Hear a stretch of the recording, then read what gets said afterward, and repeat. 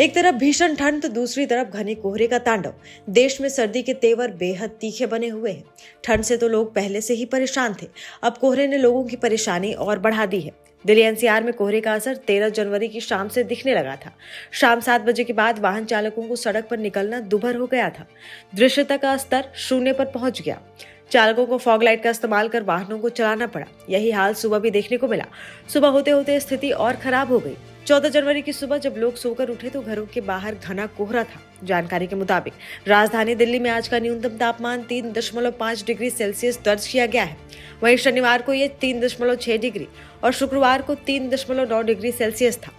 खुले स्थानों पर हाल ये रहे कि सड़कें तक दिखाई नहीं दे रही थी।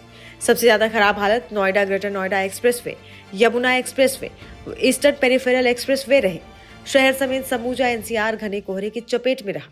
जीरो विजिबिलिटी का असर ट्रेन और फ्लाइट्स पर भी देखने को मिला। घने कोहरे के कारण विमानों की लेट लतीफी बरकरार है। दिल्ली के आईजीआई एयरपोर्ट पर सुबह 5 बजे दृश्यता का स्तर शून्य पहुंच गया। इससे 4:30 से लेकर 7:30 बजे तक के 7 फ्लाइट्स को डाइवर्ट किया गया। इसके साथ ही सभी एक्सप्रेसवे समेत शहर की अंदरूनी सड़कों पर भी हादसे के साथ वाहनों के आपस में टकराने की संभावना बनी रही। घने कोहरे को देखते हुए कई ट्रेनें भी रद्द की गई। कोहरे के साथ रविवार को कोल्ड डे की स्थिति रही। छुट्टी के कारण सड़कों पर हालांकि गाड़ियां कम देखने को मिली। जरूरी काम से बाहर निकले लोग गर्म कपड़े पहनने के बावजूद कांपने को मजबूर हो गए। घरों में मौजूद लोग रजाई और कंबल में ही दुबके रहे।